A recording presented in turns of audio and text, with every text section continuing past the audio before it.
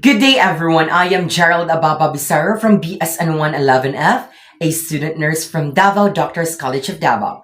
Today, I will perform the assessment of cardiovascular system return demonstration. So, the cardiovascular system delivers oxygen, nutrients, hormones, and other important substances to the cells and organs of the body. It is important because it helps the body meet the demands of activity, exercise, and stress. Now, prior to perform the procedure, review the client's medical record if available and check the doctor's order for the need to perform the assessment.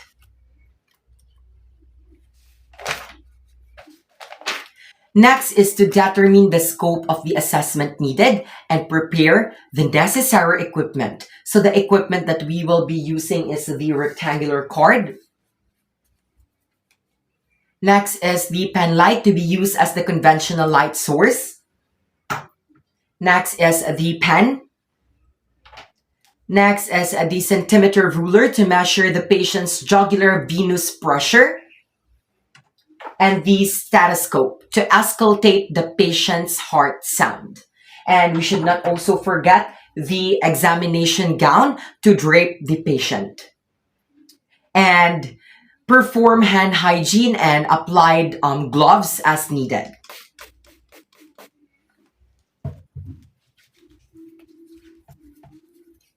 Now, after performing hand hygiene, observe other appropriate infection prevention procedures to protect the patient and avoid the cross-contamination.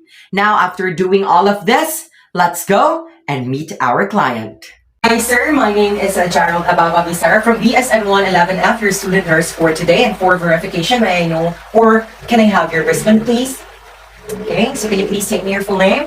Joshua P. Fernandez. Okay, how about your birthday? January 10,004. Okay, so how do you want me to call you? Kyle. Okay, Kyle. Kyle, what language or what dialect do you prefer? English. Okay, English. So today, I will be assessing your cardiovascular system, which means I have to check your pulse and your neck, arms, legs, and of course, listen of your heart sound. Will that be all right? Yes. Okay, so I would just kindly ask you to cooperate by answering my questions honestly for us to have accurate data that will help in creating a better plan of care. So I assure you that this data will remain between the two of us and also to the medical team. All right? So is that be okay? Yes. Okay. So now I will be asking about your, or I will going to conduct about the history taking. So first on the list is, do you have any specific complaints? Are you feeling pain in your chest? No. Okay. So do you have experienced shortness of breath? No. How about smoking? Do you smoke? No. Do you drink? No. Okay. So do you, is there any family members that has history in hypertension? No. Myocardial infection? No. Okay. Coronary heart, is there any? No. Okay. So, all right. Thank you so much, Kyle. We will now proceed on the assessment. And here, I will have your shirt removed and kindly wear this examination gown. Okay, so I will only expose areas that will be assessed and the rest will remain covered. I will also touch the parts of your neck and the anterior part of your bodies. But before that, I would just ensure your privacy and also your comfort, okay? So I'll just close the door for your patient's privacy, for the patient's privacy. Next is to adjust the room temperature and adjust the room lighting, okay? So before that, I would just put some pillows. So can you please raise? Okay. Okay, so you can now change. Okay, so you can now lean. Okay, so are you comfortable with that? Yes. Okay, so stand at the right side of the client and position the client supine with the head of the bed elevated between 30 and 45 degrees, and make sure that the head and torso are on the same place. Okay. So now, instruct the client to turn head slightly to left or away from the side, being examined, and shine a tangential light source into the neck, suprasternal notch, and area around the clavicles to observe pulsations and shadows. So I will just check the neck or inspect the neck of my patient. Okay, so starting please.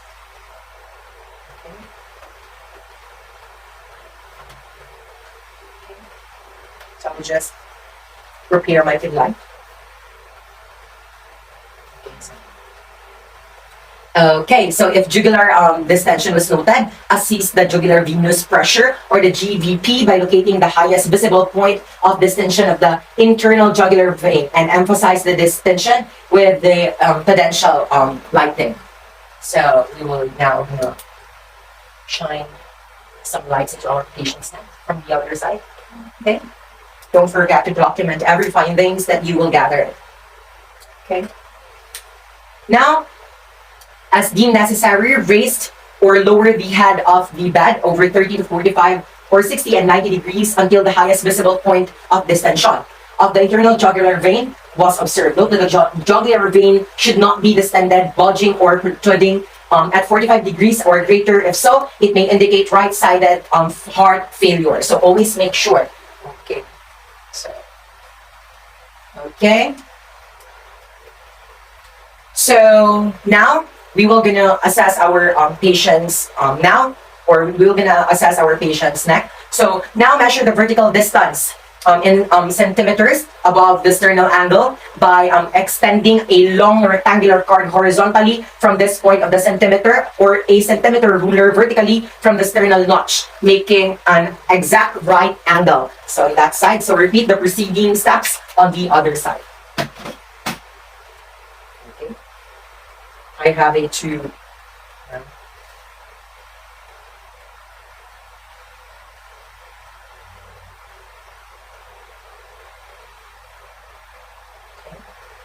The other side.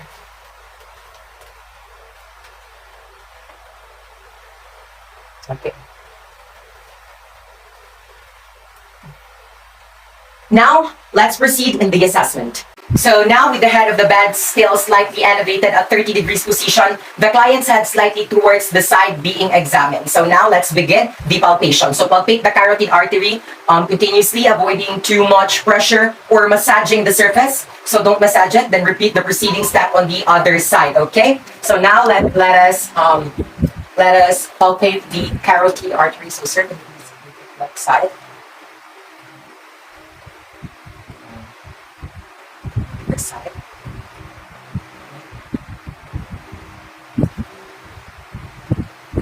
Okay. Don't forget to document. Now turn on the client's head slightly away from the side being examined. Place the bell of the stethoscope over the carotid artery and ask the client to hold his or her breath for a moment and auscultate the carotid artery, listening for a bruit which is blowing or swishing sound that is caused by a turbulent blood flow through a narrowed vessel, which is an indicator of occlusive arterial disease. So if a bruit was heard, gently palpate the artery to determine the presence of atrial. So repeat the process on the other side.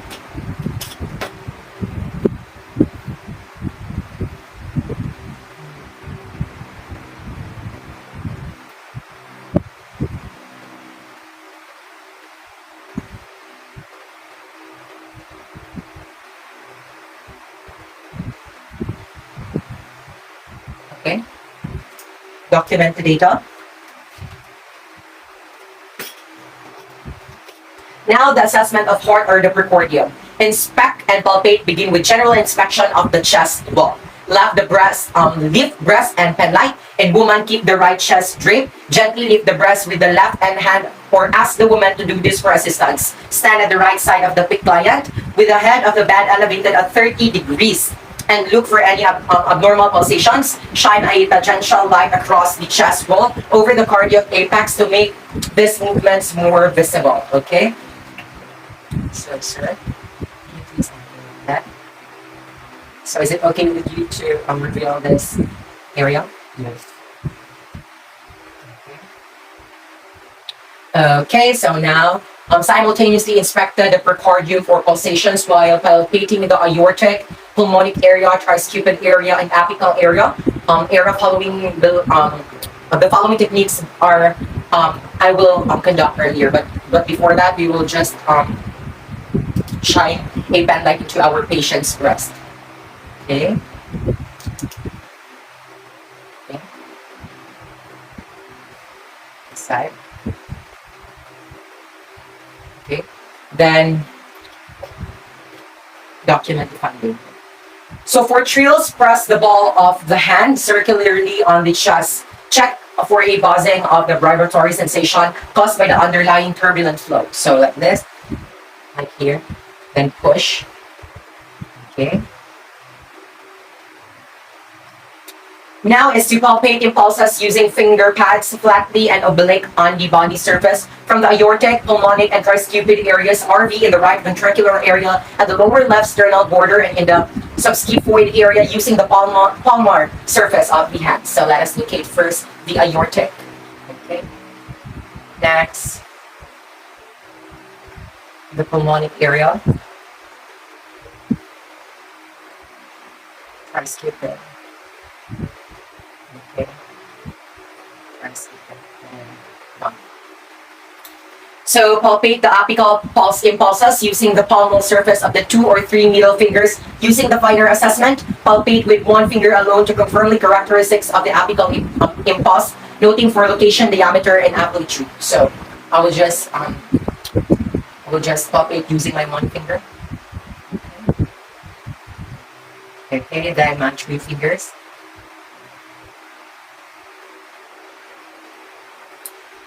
Now, okay, sir, can you please turn to your side and inhale, exhale next, and kindly inhale and hold your breath. Okay? Okay, so can you please turn? Okay. Like this. Okay, so can you please inhale, exhale? Inhale, exhale. Inhale, exhale. Hold your breath. Okay, exhale. Last one. Hold your breath. Exhale. Okay, sir. Thank you so much for your cooperation. Next is inspect and palpate the epigastric area at the base of the sternum for abdominal aortic pulsations. So let us first.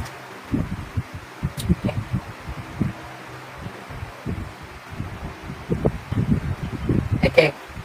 So document all the findings.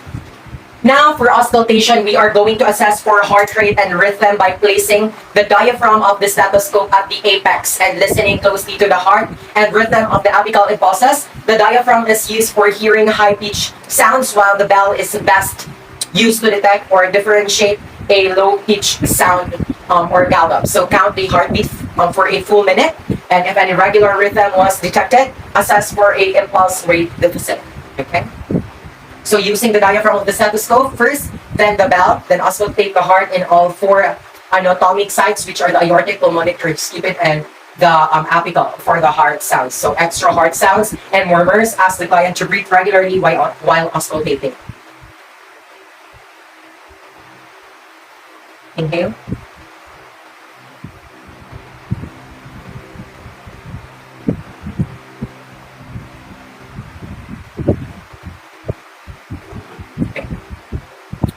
Now repeat the preceding step while the patient is in the left lateral position, in a sitting position, leaning forward, and briefly stop breathing after exhalation.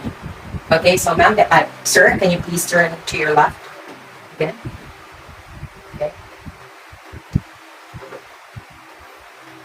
Okay. Exhale. Inhale.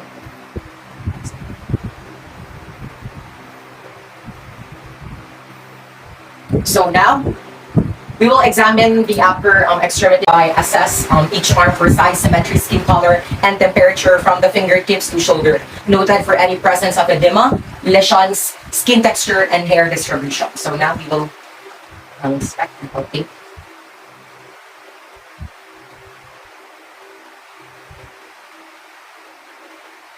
So the other side.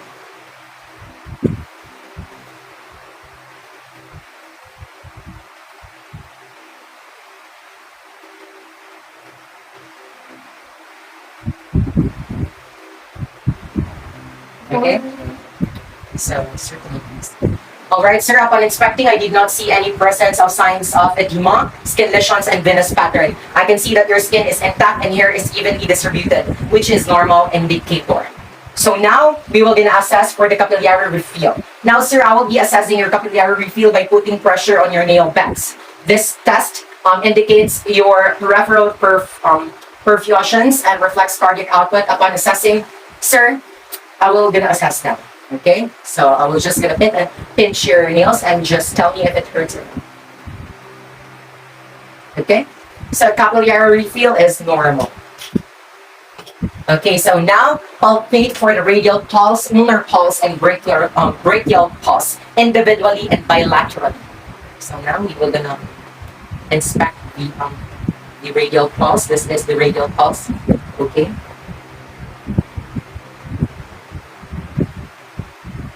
Next is the ulnar. Okay, next is the brachial.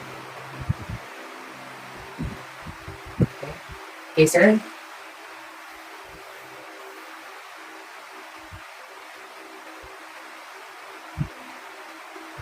Relax. Okay. Now we will perform the Allen test, which is done to test the patency of the ulnar and radial. Okay, sir, I need you to open and close your arms as quickly as you can. So, sir, can you do this? Then hold.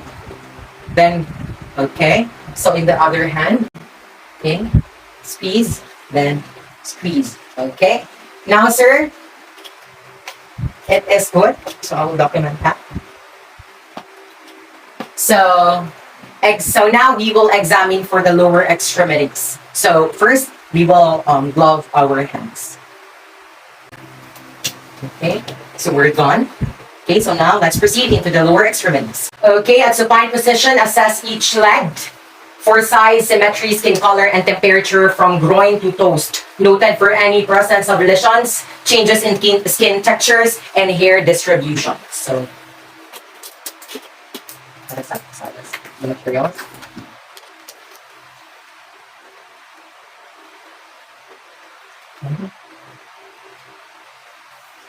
Okay, so from the other side.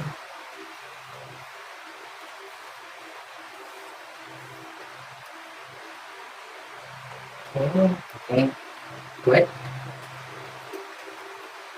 So, assess the peripheral leg veins for signs of ulcerations, varicositis, and the thrombophlebitis. Okay, so inspecting the cause for ulcerations, varicositis, and redness and swelling over the vein sites. Okay. Okay, document. Next is to palpate the calves for firmness or tension of the muscles. The presence of edema over the dorsum of the foot and areas of the localized worm. Push the calves from side to side to test for tenderness. So like that. Okay. Okay. Okay. Now, palpate for the femoral pulse and popliteal pulse, dorsalis pedis, and the posterior tibialis individually and bilaterally. Okay, so sir, I was just gonna put it into your femoral artery in here. Okay, is that okay with you? Yes. Okay, so sir. Okay, next is the popliteal pulse. Thank you, sir. Next is the dorsalis pedis. Next is the posterior tibialis. Okay, so let us repeat it into the other side. So, sir. Okay. Can you please raise your hand? Raise your feet.